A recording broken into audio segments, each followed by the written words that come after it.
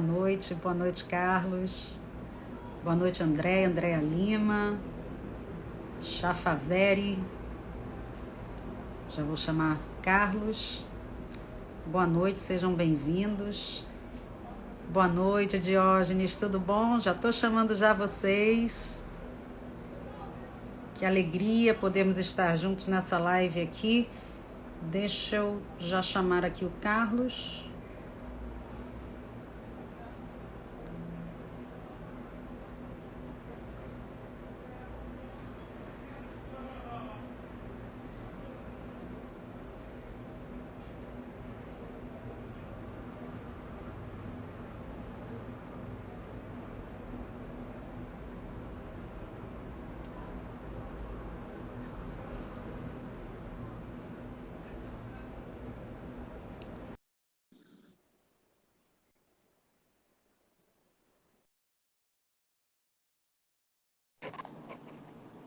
Boa noite.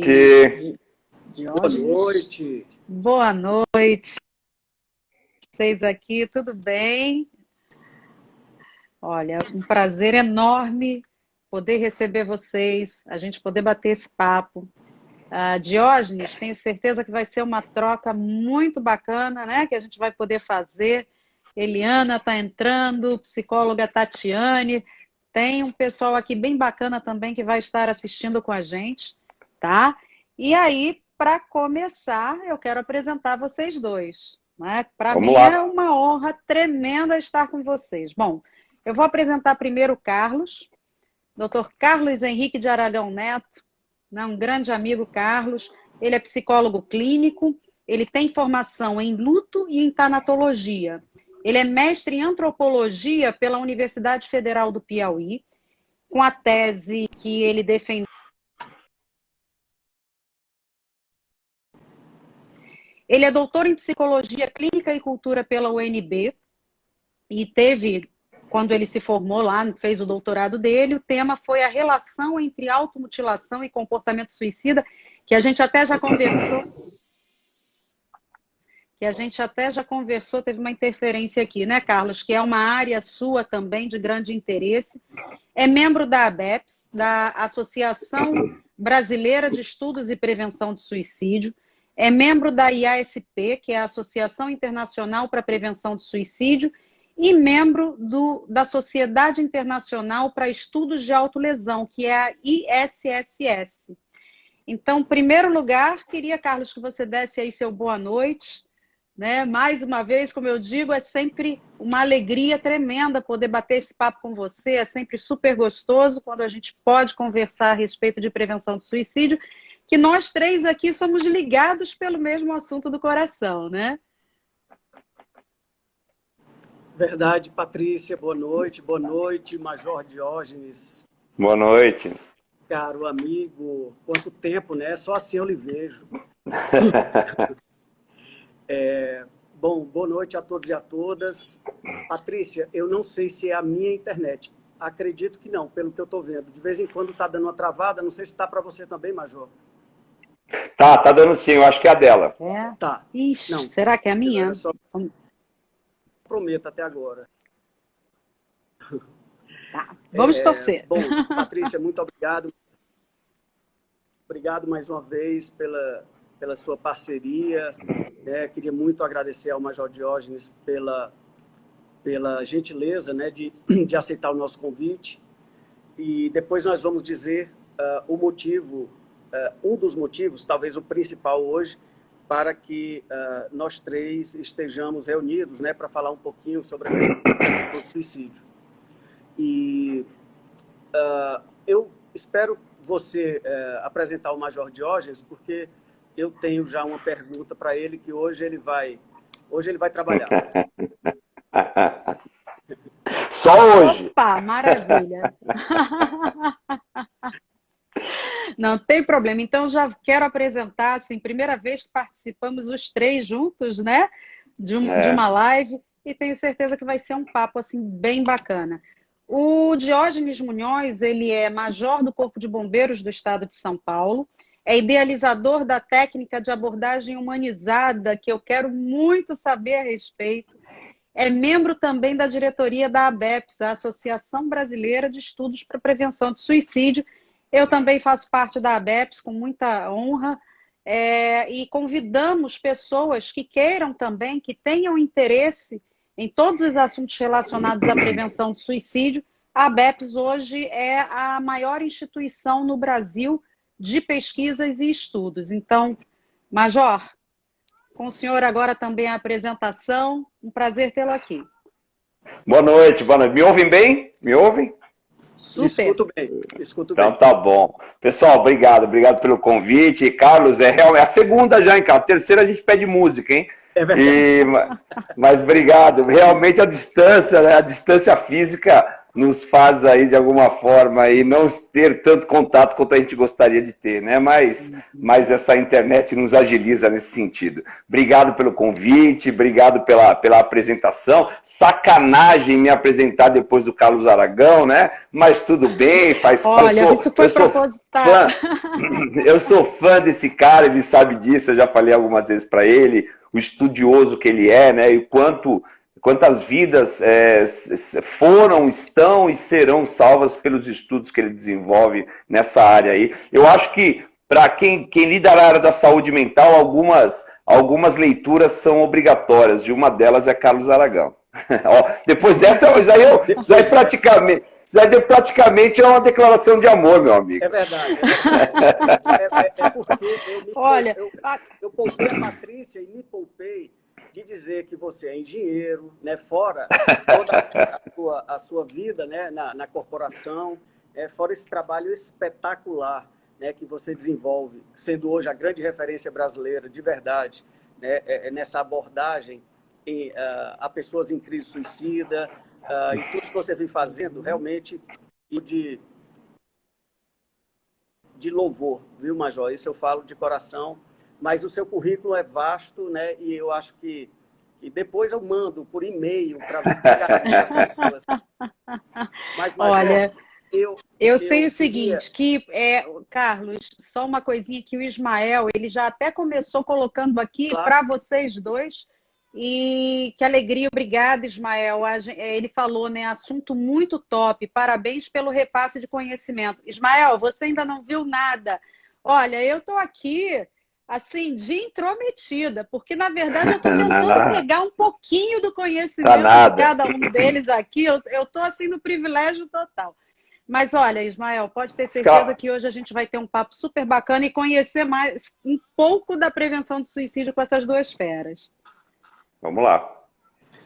Major, semana passada eu fiz uma live com a Patrícia e você sabe que uma das perguntas que a gente mais recebe é sobre se houve ou não houve, ou em que medida houve, aumento de taxa de suicídio ou aumento de taxa de tentativa de suicídio, né?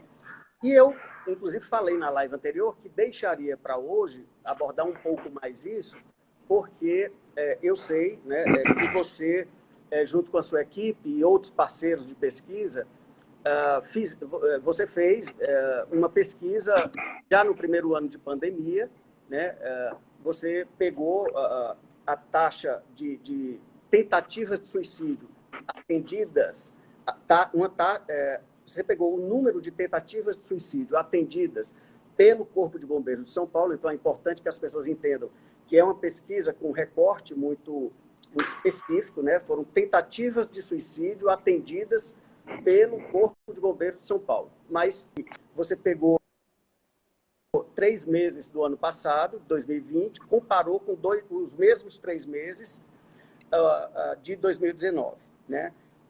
E que você também está dando sequência nessa pesquisa.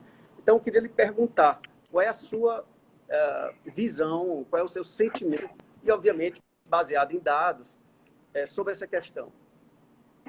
Então, Carlos, bom, você explicou muito bem, né? É um recorte de uma tomografia muito específica, né? Então, esse recorte ele é de São Paulo, pelo Corpo de Bombeiros do estado de São Paulo, que são as estatísticas que eu tenho aí acesso. É lógico, quando eu estou falando do Corpo de Bombeiros do estado de São Paulo, é uma instituição que atende a tentativas de suicídio na América Latina. Então, abre-se um leque muito importante nesse fundo estatístico. Quando começou a pandemia, como você disse, né, eu comecei a ler. Então, em março, na verdade foi dia 20 de março, quando foi decretado aqui pelo governador do estado de São Paulo o distanciamento social, e nós tivemos uma leitura estatística de março para abril, de abril para maio, de maio para junho, né? E fizemos o comparativo com o mesmo período de 2017, 2018 e 2019. Ou seja, então nós tínhamos aí um N, né? Um leque muito importante aí nesses. Muito se especulava, né, Carlos? Você, a Patrícia, nós que labutamos na área da prevenção, da pós-venção, na suicidologia como modo geral, muito se especulava que os índices iam aumentar catastroficamente, né? Parecia até que existia até uma certa torcida velada para que isso acontecesse. Era uma coisa meio que estranha que estava acontecendo. Então, eu aproveitei que eu tinha os índices, os números na mão.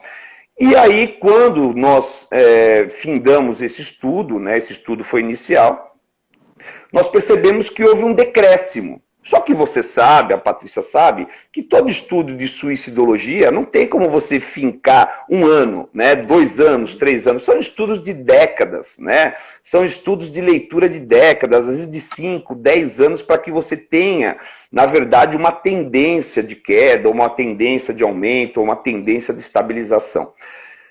Para esses 3 meses que eu acabei de citar, comparado aos anos que eu também acabei de citar, houve um decréscimo, né? E aí, qual seria a explicação, né? Aí já é uma elucubração mental, explicação e não algo acadêmico.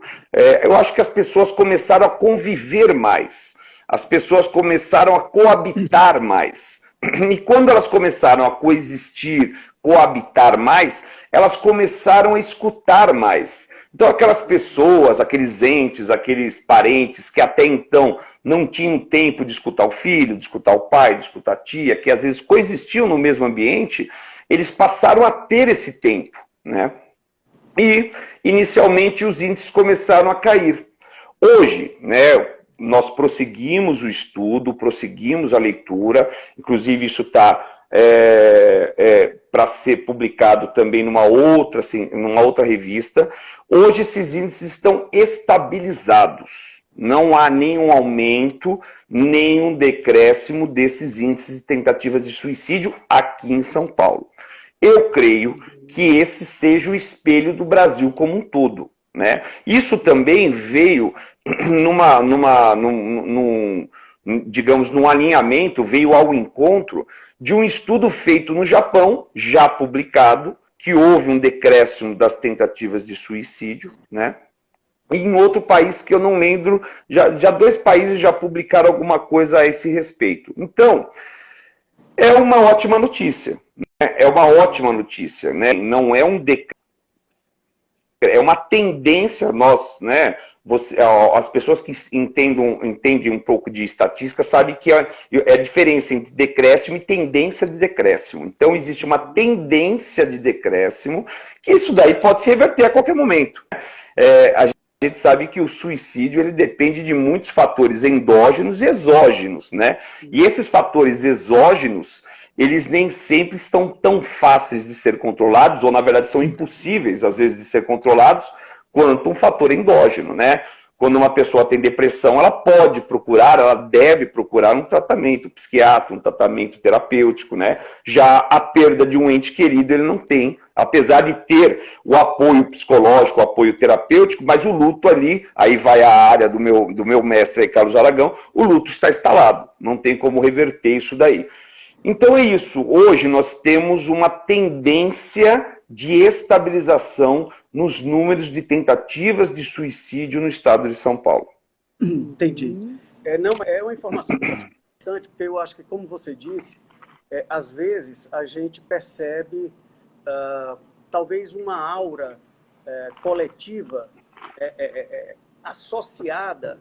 É claro que um momento hostil como esse de pandemia, isso desorganiza não só as pessoas, como as instituições, né? A sociedade de uma forma geral.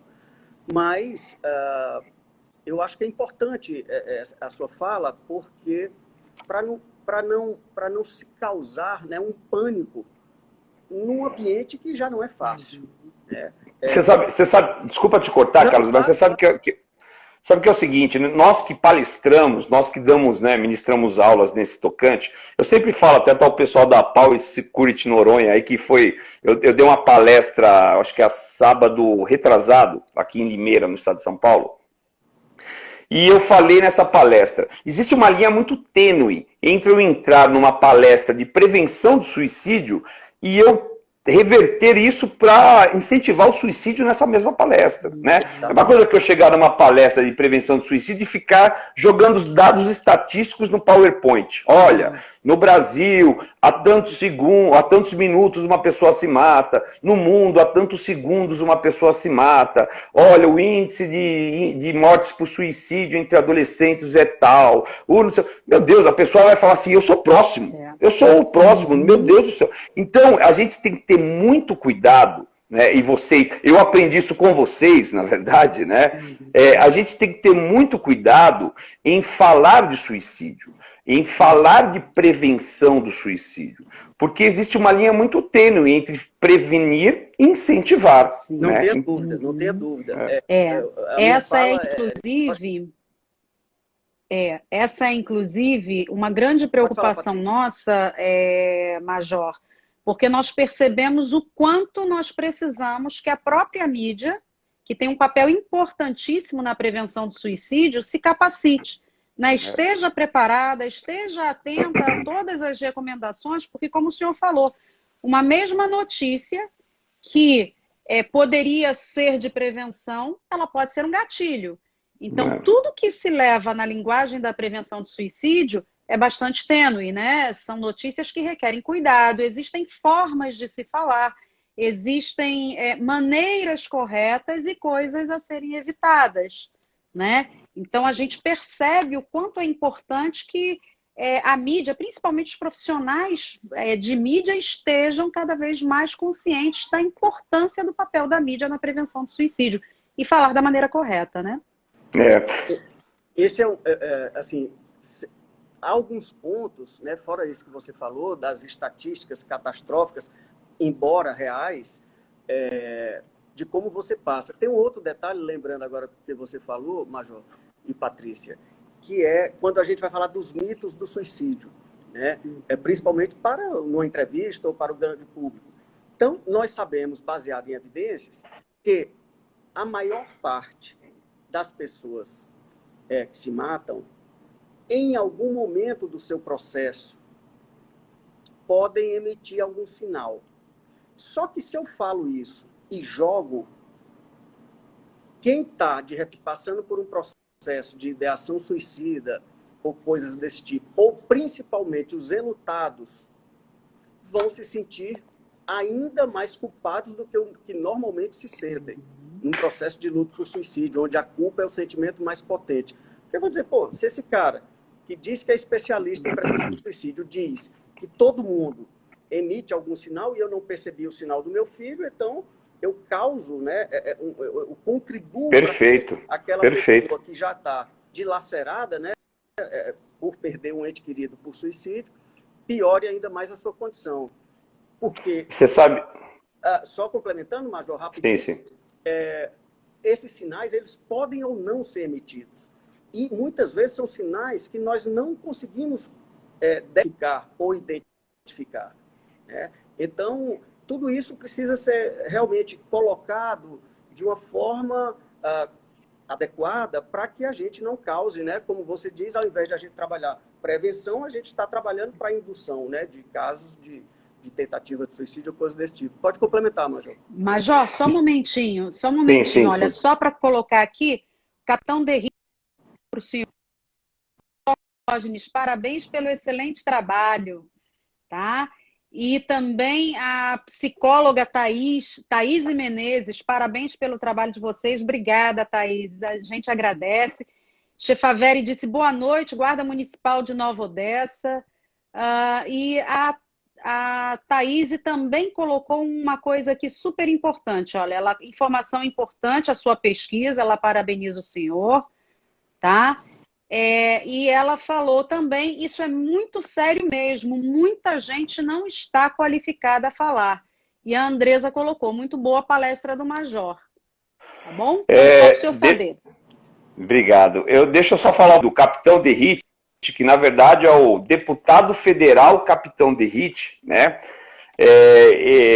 Eu vou falar esse cara porque ele é meu amigo, né? Mas ele é deputado federal, então eu tenho esse cara, entre aspas, com muito respeito, viu? Eu nem sei se ele está aí, porque às vezes ele sai porque são muitos pedidos, mas ele foi os autores, né, de um projeto de lei que foi aprovado, diga-se de passagem, para o aumento do artigo 122 do penal, né, que é o induzir, auxiliar ao suicídio. Antigamente, antes a pessoa só era penada, quando ficava aquele pula, a pessoa só era penada se o tentante acabava por morrer, né? E por esse projeto de lei do Derrite, hoje, independentemente do resultado, quem induz, instiga ou auxilia o suicídio, ele é apenado e aumentaram de forma muito substancial a pena, né? Então foi um trabalho que ele fez excepcional, né, com outros autores desse projeto também. Bom, então obrigado, Derrite.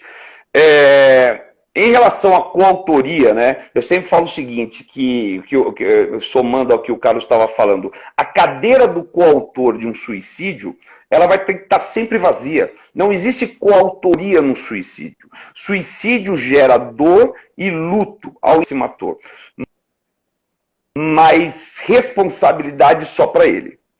Porque senão a gente vai ter coautor. E a cadeira do coautor tem que estar sempre vazia. Sempre. Aí você gosta de, realmente as pessoas dão sinais, mas isso não joga sobre os meus ombros a responsabilidade de lê-los. Porque senão seria coautor. Exatamente, exatamente.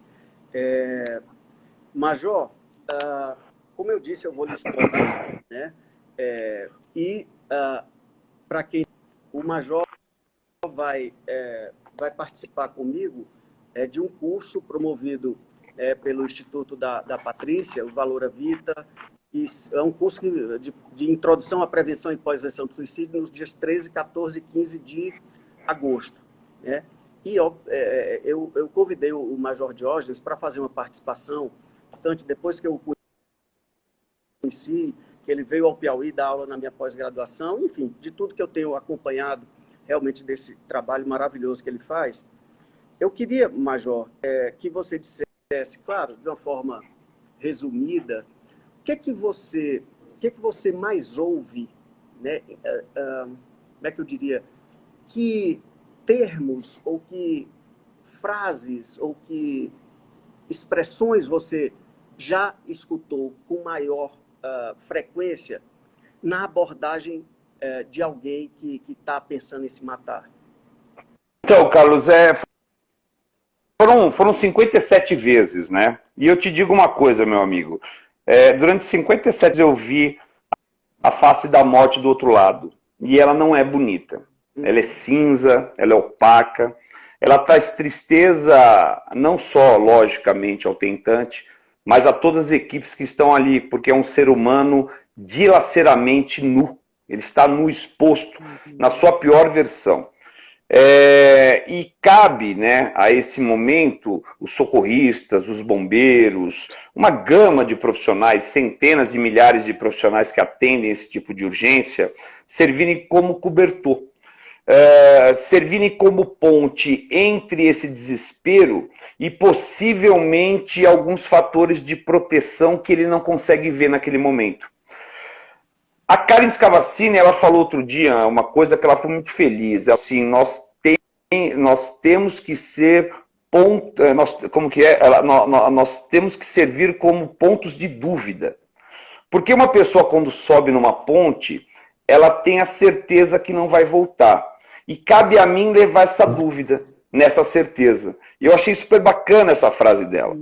Então, as frases, logicamente, né, frases a gente ouve nesses lugares, são palavras tenebrosas, né, de fim de vida, de acabou para mim e muitas outras coisas. Só que a visão da morte iminente, ela é tão tenebrosa, né, ela é tão ruim, que ela deixa de ver as coisas que também estão ali, num fundo de pano. Exemplo, a mãe que perdeu um filho, ela deixa de, naquele momento desesperador, de lembrar que tem um outro filho no interior da sua casa, precisando que ela volte para o lar, né?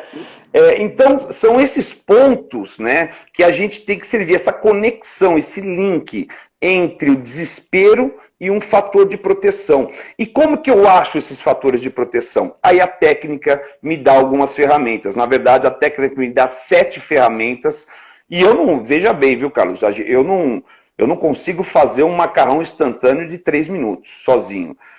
Eu não criei nada, absolutamente nada. Eu só compendiei coisas que estavam esparsas na área de conhecimento da psicologia, da psiquiatria, da neurolinguística, da linguagem corporal. Compendiei tudo isso e levei para cima das pontes, levei para cima dos viadutos. E aí, tem dado muito certo, já vou dar spoiler comigo mesmo, né? Eu adoro queimar o meu próprio trabalho, né?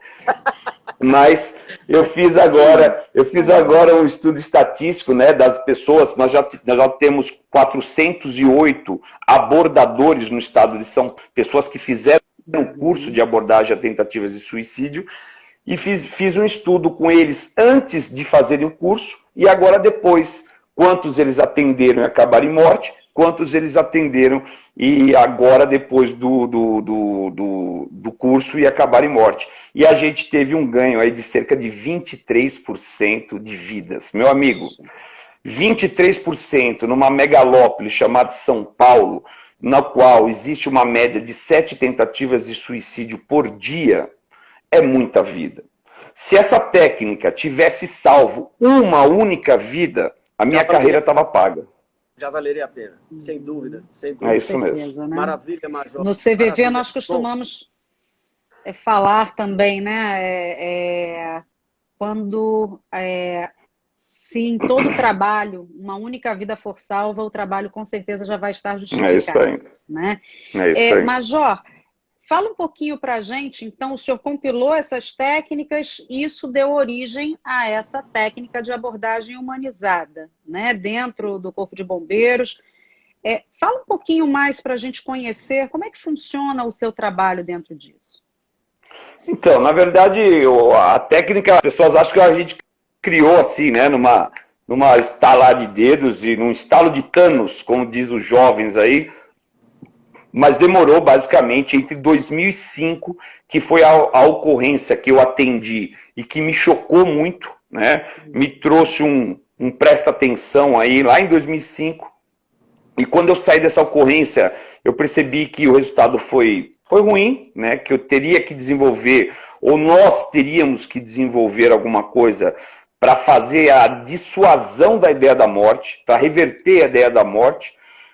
E até ela ficar pronta, Patrícia, demorou 10 anos, porque o primeiro curso de abordagem técnica, tentativas de suicídio, abordagem humanizada, brasileiro, foi só em 2015. Então foi muita técnica trazida, né, estudada, e essa parte acadêmica foi muito bem esmiuçada, e depois a gente testava onde? Nos laboratórios. Quais são esses laboratórios? As tentativas de suicídio.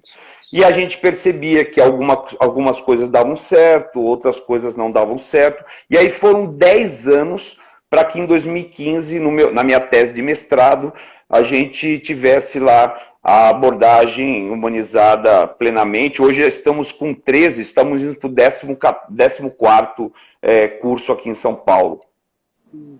Bacana, né? E tomara que se espalhe por todo o país o mais rápido possível. 19 estados já estamos em 19 estados. Coisa boa, que maravilha. O Major roda o Brasil todo, né? Isso esse dado que ele deu de 23%, né, de ganho, né, na abordagem, cara, é um negócio fantástico, né? E a gente, eu que né, está há 15 anos trabalho com a questão da prevenção do suicídio, uma das coisas assim, que algumas categorias eu sempre ficava assim, sabe, torcendo para que essa categoria abraçasse a causa da prevenção do suicídio. As forças de segurança são muito, muito, muito importantes, muito importantes. Aliás, tanto dentro como fora dela. Assim como a mídia, como você falou, assim como os líderes religiosos, assim como os agentes de saúde da família, né? Ou seja, são categorias que... Então, quando a gente tem, né, um trabalho como o do Diógenes, nos anima profundamente. Agora, eu perguntei aquilo, Major, só porque, como você mesmo disse, quando eu falei do que você mais escuta, mas no sentido de caracterizar, né, que é o que eu também vejo na clínica, obviamente, num ambiente muito diferente do seu, mas o quadro completo de desesperança, né, Sim. que ato contínuo leva ao quadro do desespero, né, e para quem não sabe, o desespero humano é o último elo da cadeia, né, do comportamento suicida. Então, eu queria lhe escutar justamente para deixar isso bastante claro, ou seja, quando você percebe, seja consigo, né, ou com você mesmo, seja com o outro, um quadro de desesperança, é a hora, né, entre outros fatores de risco, obviamente, de desesperança que pode vir através de uma depressão, juntamente com outros fatores, é a hora de você realmente, né, apurar os ouvidos, a atenção, oferecer a sua ajuda, ou procurar ajuda, se for com você, porque aí a coisa já está, né, num nível muito mais avançado, que é o que você disse, né, com todas as letras, que é o que você escuta, né, um quadro de desesperança e desespero.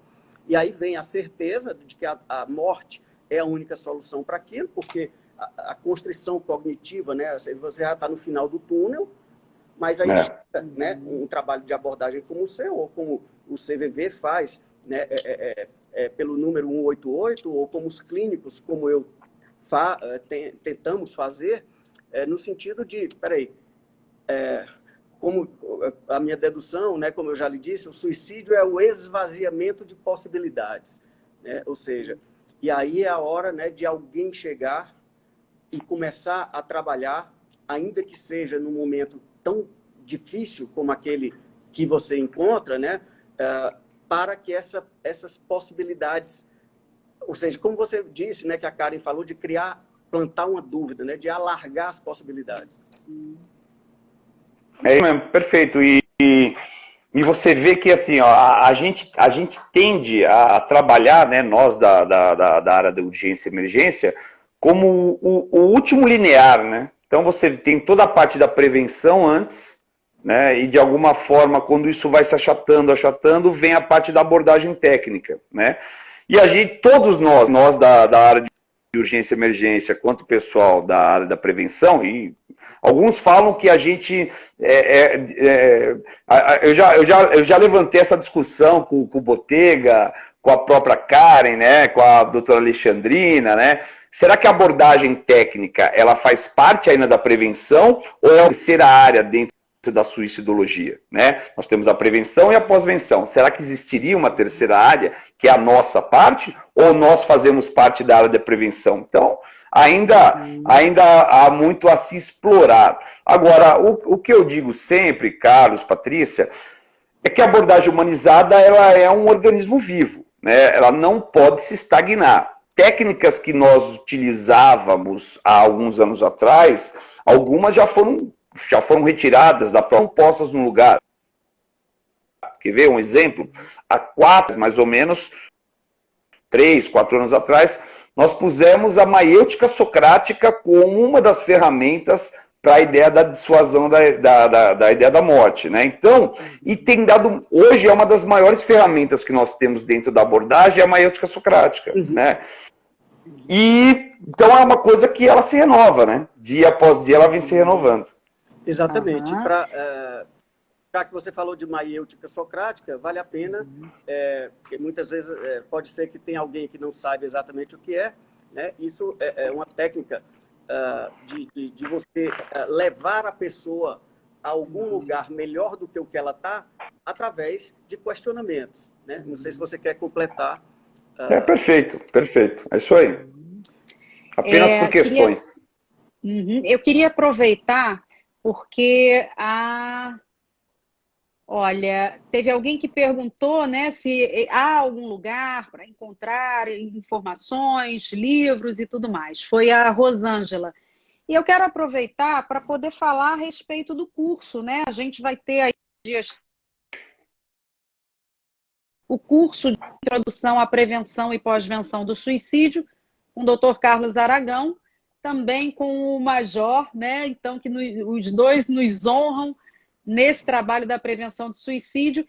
E a gente vai poder bater esse papo, né? De uma maneira leve, de uma maneira tranquila, dentro de um curso de 16 horas que tem por objetivo capacitar, trazer informações para que a gente possa... Patrícia, deixa eu te interromper, que na Omerchan a tua internet está travando, está te arrebentando. Caramba, olha só. Eu combinei com ela, mas não deu certo, né? Tá travando muito? Vocês não conseguiram ouvir? Repete aí, vamos lá. Então, vamos lá. Nos dias 13, 14 e 15, agora de agosto, nós vamos ter o curso de Introdução à Prevenção e Pós-Venção do Suicídio, com o Dr. Carlos Aragão e com o Major Diógenes, e nós vamos estar falando a respeito de todo esse trabalho, o que fazer, o que não fazer, né?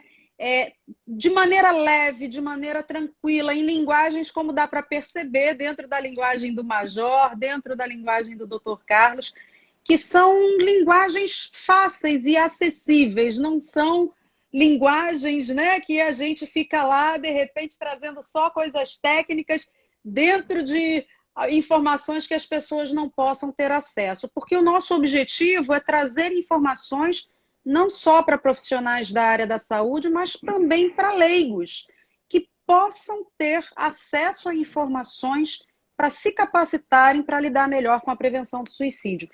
Então, aqui na bio tem um link.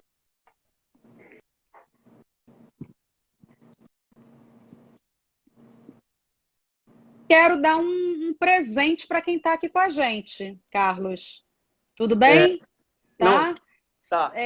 Se alguém quiser, né, as pessoas que estiverem participando da live com a gente, entrando em contato comigo através do telefone, do WhatsApp 21 97 324 3868, a gente vai disponibilizar até o final da semana um link em gratidão a quem participou da live com a gente, que queira estar com a gente no curso, com um desconto de 10%. Então, basta entrar em contato que a gente já direciona esse link para a pessoa e a pessoa que participou aqui com a gente vai ter direito até o final da semana a 10% de desconto no curso. Com vocês. Eu acho que Rocris _Santos perguntou se é presencial. Cris, o Carlos Aragão não me leva pra lá não, meu. Ele não põe a mão no bolso, essa desgrama aí, meu. Custava me pagar lá uma cervejinha lá no Piauí, pô. Não, me deixa aqui, São Paulo. Se você souber a dor no coração que eu tenho de ser o primeiro curso feito junto com a Patrícia, já é bem o 6º curso, né, que a gente oferece no Rio de Janeiro. É claro que o curso online ele pode ampliar um pouco, né? Outras pessoas podem, mas nada paga, né? E eu, na verdade, no próximo ano, você já, por favor, reserve aí na sua agenda, porque nós faremos esse curso no Rio de Janeiro presencialmente, tudo bancado pela Patrícia, né? E você Hotel 5 Estrelas, é um negócio espetacular. Ele está sonhando. Vai ser Ele está delirando, tadinho. Você sabe que eu estava acho que 1 ano e meio, sem fazer nada, nenhuma palestra presencial, e agora, que nem eu falei, há 2 semanas atrás, eu fui para Limeira, né? E, cara, que saudades que dá, cara. Que saudades que dá de contato. Né? Contato com pessoas, brincar, conversar, né? Porque, como eu disse, né, ninguém pode sair por aquela porta, isso lá no auditório, e eu sempre falo em todas as palestras minhas, ninguém pode sair por aquela porta mais pesado do que entrou. Tem que sair leve, tem que ficar no suicídio. vídeo e sair leve, desmistificando um monte de coisas, né? Exatamente. E às vezes o poder da internet, lógico, ela amplia muito a nossa projeção de imagem, de voz, né, em torno de pessoas, mas nunca ela vai substituir a interpessoalidade, nunca. Eu realmente, felizmente, a gente está com agora, né, Major? Inclusive, outro dia eu fiz uma palestra aqui, porque você me indicou gentilmente para as forças de segurança. O Jonathan. Do Maranhão, exato. Então, realmente é diferente. Agora, só complementando, porque a Patrícia travou um pouquinho, nesse curso, a gente vai falar de aspectos mais gerais sobre suicídio, conceito, fatores de risco, fatores de proteção, como é que funciona o processo de uma crise suicida, alguns aspectos clínicos, mas quando eu falo aspectos clínicos, vocês podem ficar tranquilos e tranquilas, que pelo menos dentro do que eu posso, e eu acho que eu até consigo, não é uma coisa exclusiva para clínicos, né, de forma nenhuma. Né, é um curso para qualquer pessoa que queira ter algum conhecimento ou ampliar o seu conhecimento. Tem algum interesse sobre essa causa da prevenção e da pós-venção do suicídio. Vou fazer uma parte sobre luto do suicídio, que é a questão da pós-venção. O Diógenes vai falar da abordagem que ele compilou e criou. E também temos a participação de um outro grande nome, que é o Dr. Nelson Goldstein. Ele é um psiquiatra do Rio de Janeiro, maravilhoso, sensacional, já participou de outros cursos meus, e é uma aula que ele vai trabalhar especificamente a questão da associação entre transtornos mentais e suicídio, né?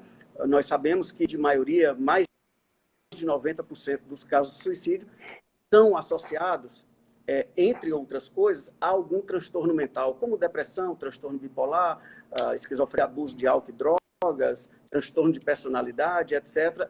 E o Nelson vai, com toda a categoria que tem, focar nessa questão da associação entre transtornos mentais e comportamento suicida. Só para, além disso, todas as aulas ou todas as discussões, a gente sempre reserva tempo para a nossa interação, alguma dinâmica de grupo. Eu passo sempre um documentário sobre o tema. Então, estão todos convidados. Eu não quero deixar, Patrícia e Major, apesar da pergunta ter sido direcionada a você, Major, eu acho que isso não pode passar. Ela colocou, Major, e quando o depressivo, Marisa Couto, está aqui na tela, e quando o depressivo não aceita ajuda, como proceder? Pois, como citei acima, ela falando da questão do filho dela, ela já tinha colocado um texto antes, que ela vive numa eterna vigilância com o filho, me parece que uma questão de depressão, né? E ela diz é uma falta de paz constante. Bom, depois eu lhe pergunto, Major, porque a pergunta foi para você, mas o que eu sei sem dúvida alguma, alguém que vive um estado como esse precisa obrigatoriamente, além do apoio da família, dos amigos, da igreja, se alguém tem alguma fé, enfim, de toda a rede de suporte que ele pode ter, obviamente precisa de um bom tratamento psiquiátrico e um bom tratamento psicológico. Só o médico não resolve, só o terapeuta não resolve, o psicoterapeuta não resolve, na minha opinião, quando é um quadro grave dessa forma, né? E a questão desse como, porque muitas vezes essas pessoas são reativas, são resistentes, né? E quando você tem um quadro de depressão mais severa, essa decisão ela não pode ficar exclusivamente na mão da pessoa, porque ela não vai. É como ela está dizendo, né? Como a Marisa está dizendo. Porque a pessoa está tão enfraquecida, ela está tão casmurra, ela está tão apequenada psicologicamente, psiquicamente, existencialmente, que muitas vezes as pessoas não têm sequer ânimo e energia para escovar o dente, que dirá para ir para uma consulta médica ou uma psicoterapia. Eu não vejo outra forma, aí depois, Major, complemente, por favor, que não seja um trabalho que eu sei que, imagino que uma pessoa como a Marisa, que está colocando isso aqui, já deve ter feito inúmeras vezes, de convencimento. Porque, você não vai, né, pegar a pessoa pelo braço e amarrar e vai funcionar isso, a não ser que seja numa tentativa de suicídio, que às vezes tem uma internação Mas eu sempre acho que que pode dar certo, a gente não tem nenhuma garantia, é quando nós, né, e aqui eu vou falar em tese, Marisa, pelo amor de Deus, entenda que eu não estou dizendo que você não fez isso, né? Mas já que você perguntou, é você realmente olhar no olho da pessoa num momento em que ambos não estejam estressados, enfim, procurar um momento e um local adequado para eu olhar no olho, sei lá, do meu filho ou do meu pai, quem quer que seja, para dizer, olha só, eu amo você, né?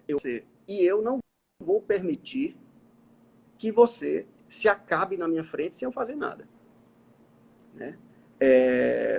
Enfim, garantia nós não temos, né? Porque também, nesses momentos, nós precisamos ser mais diretivos. Não adianta, na minha opinião, de novo, né, a gente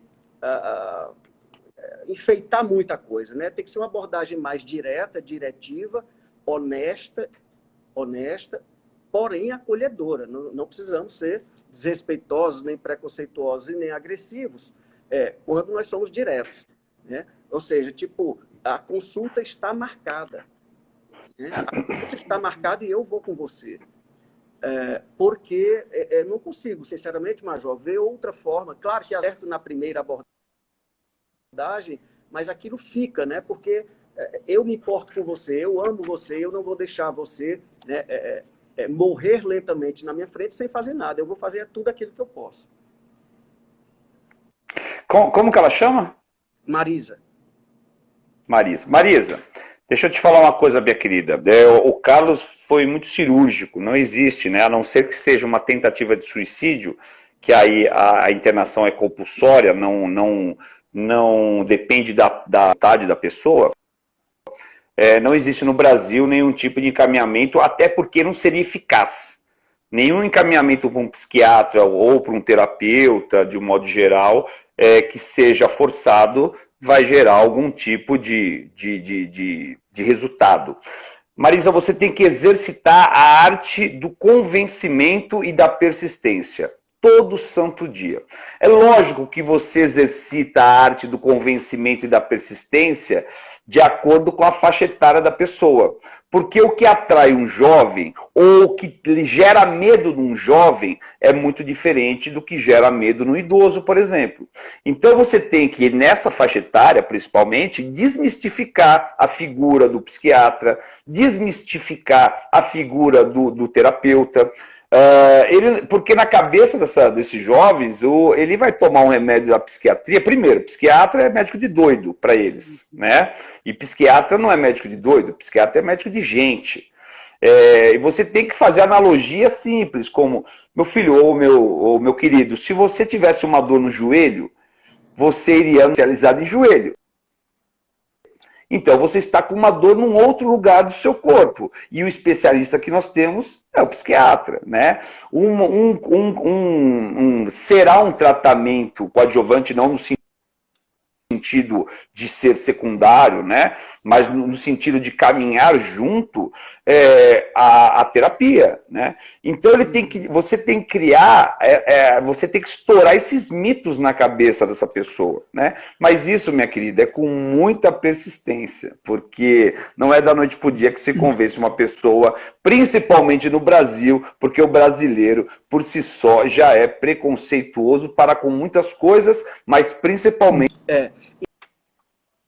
E só mais, me lembrei agora, só complementando, Patrícia, para passar para você, também que eu acho que pode ajudar, que é a questão de você tentar colocar a outra pessoa no seu lugar. É que a gente chama de empatia.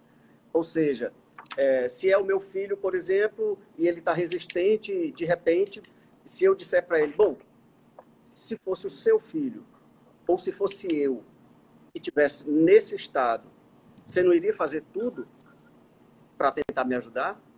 Né? Ou seja, tentar tirar... Eu sei que nem sempre é fácil, principalmente quando a pessoa está numa crise mais aguda.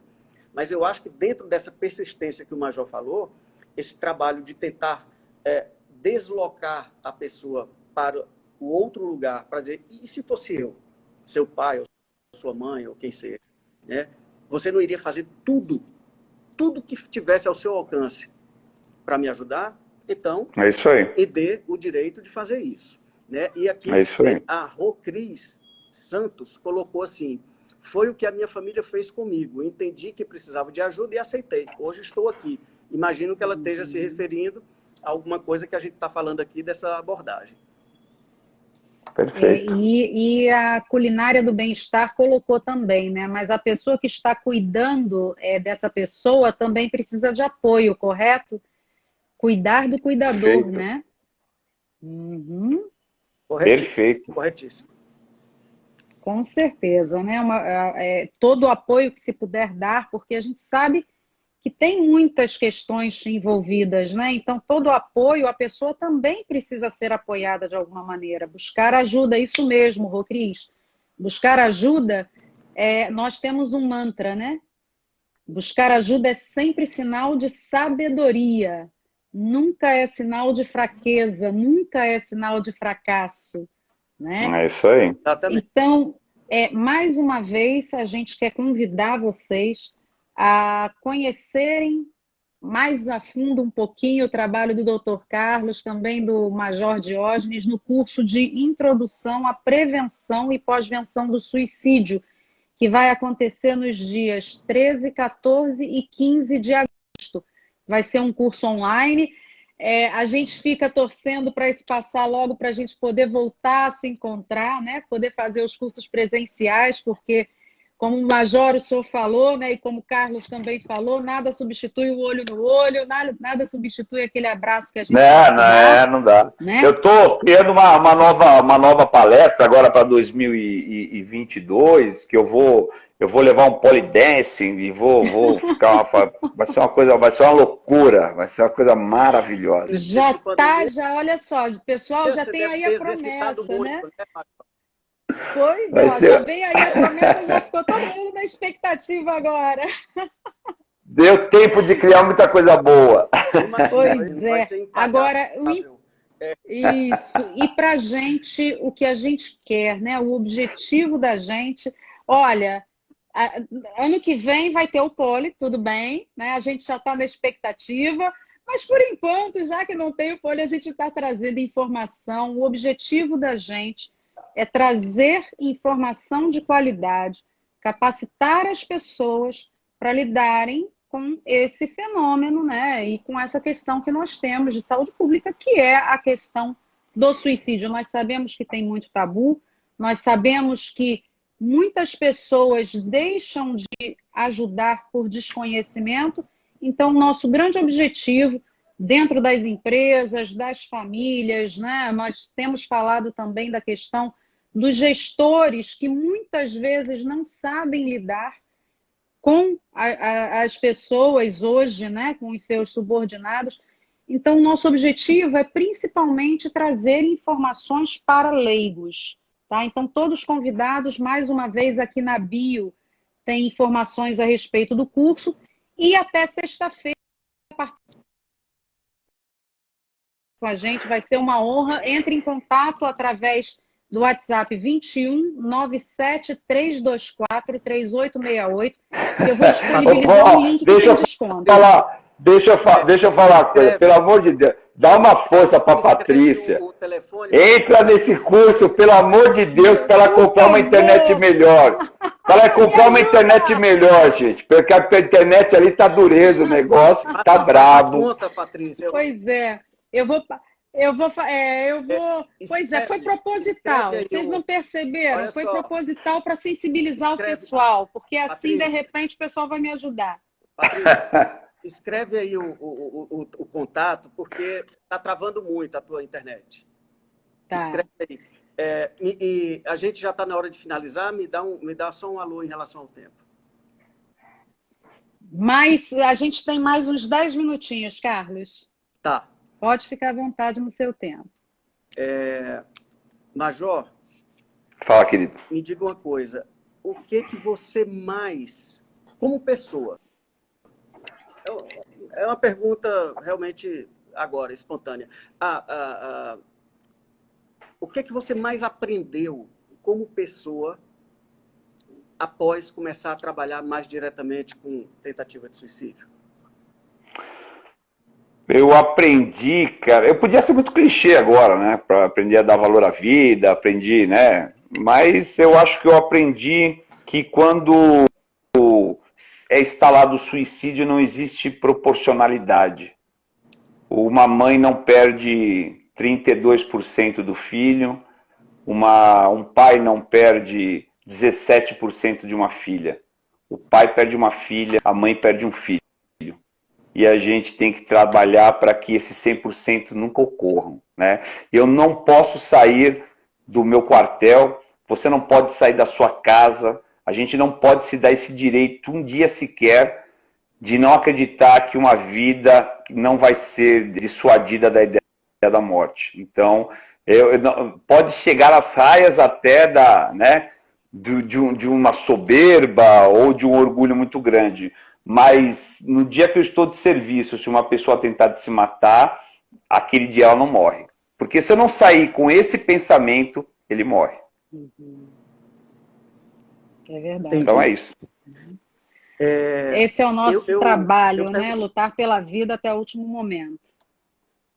Eu perguntei isso, claro, para saber, né, qual é a sua perspectiva, mas, aliás, eu sempre gosto de terminar os meus cursos com uma fala, não chamo de palestra, enfim, uma fala sobre algo que me agrada bastante pensar, refletir e estudar, coisa que eu faço com bastante frequência, sobre a relação, né? Depois da gente falar, como a gente, né, você vai falar da abordagem, o Nelson vai falar dos transtornos mentais, fatores de risco, etc., tudo isso que eu falei ainda agora, mas, no fundo, para mim, por isso que a minha dedução é que o suicídio é o esvaziamento de possibilidades, porque existe uma relação muito próxima, quase linear, que é exatamente como eu gosto de terminar os meus cursos, a ausência de sentido, falta de sentido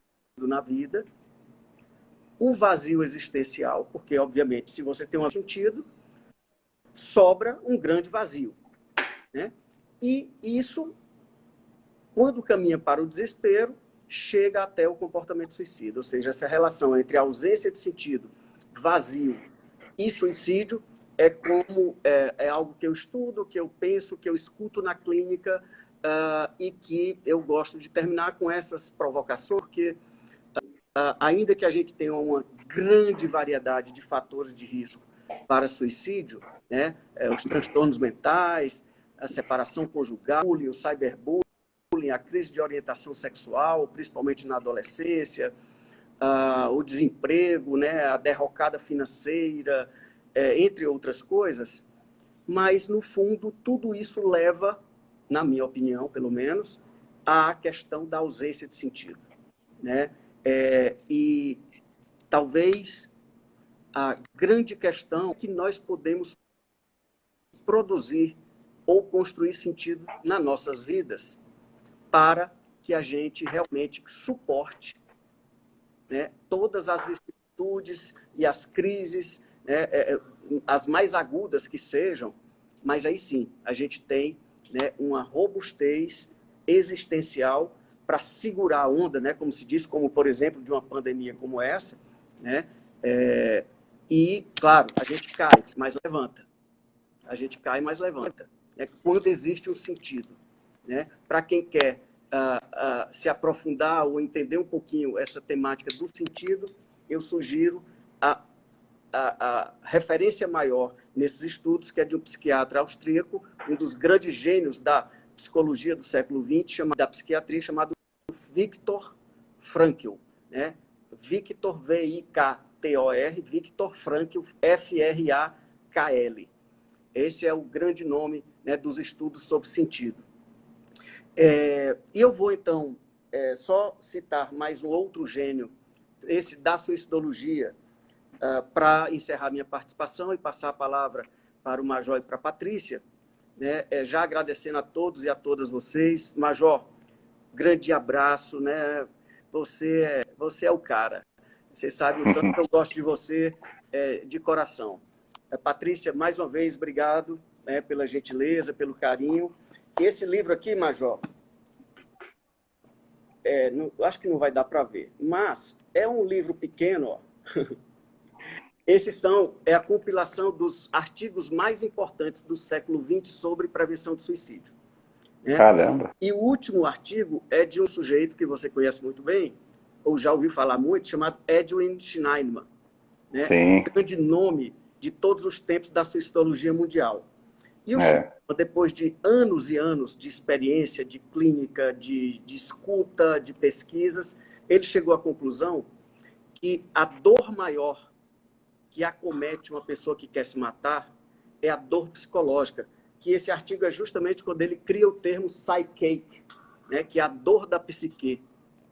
E ele diz assim, que eu acho que vale a pena a reflexão, porque muitas vezes as pessoas, principalmente os leigos, o senso comum, cola a história da depressão ou do transtorno mental como o único fator de risco, o que não é. Muitas vezes está presente, mas num rol de fatores de risco que pode levar alguém, né, a querer desistir.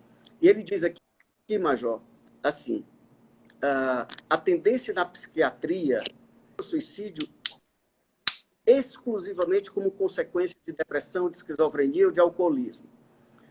Mas, muitas vezes, não presta atenção ao problema central, que é a questão da angústia mental, que é o problema psicológico. Segundo ele, a dor maior que acomete alguém que pensa em tentar se matar. Então, eu só queria registrar aqui, né, um pouquinho de que todas essas questões são importantes, mas tudo isso leva a um quadro de angústia aguda, como dizia o Schneiderman, que leva a pessoa a uma dor insuportável e intolerável, e que aí as possibilidades se esvaem, e a pessoa, infelizmente, naquele momento só vê a morte como solução, quando nós sabemos que não é assim. Mas nós precisamos, nesse momento, estender a mão, os ouvidos, a ajuda, o ombro, o colo, né, para prestar a nossa ajuda, seja conosco, pelo amor de Deus. Como diz a Patrícia, eu vou terminar com esse mantra, que é: se tem um fator de proteção importante, é saber a hora de pedir ajuda. Todos nós passamos e vamos passar por momentos em que o fardo é mais pesado do que o que a gente pode suportar. É a hora de pedir ajuda. É sempre sinal de inteligência e de sabedoria, ao invés de ser um sinal de fracasso e de derrota. Fiquem com Deus, dias melhores virão, espero vocês.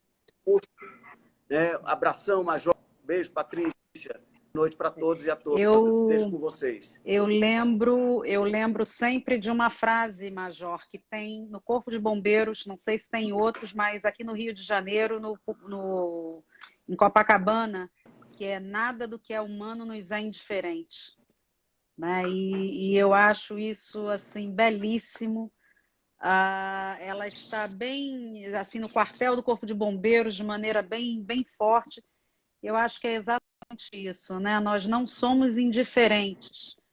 Por isso, trabalhamos pela prevenção do suicídio, porque sabemos que a vida é o maior dom, é o maior presente que todos nós temos, né?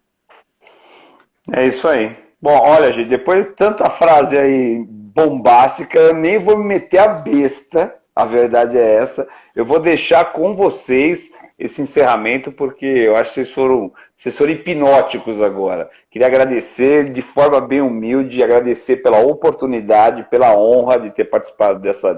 Não é uma live, é uma troca de ideia entre amigos aqui, né? E espero que tudo isso passe logo, porque a gente sabe que vai passar, para que a gente possa se rever novamente uma física, se dar um abraço, tomar uma cervejinha, né, Carlos? E bater papo aí, e vamos celebrar a vida. Muito obrigado pela oportunidade, viu? Obrigada a vocês. Eu que agradeço, Major. Major. Grande abraço. Obrigada, Carlos. E vamos nos falando e até o curso. Tchau, gente. Obrigado. Muito Tchau, gente. obrigada.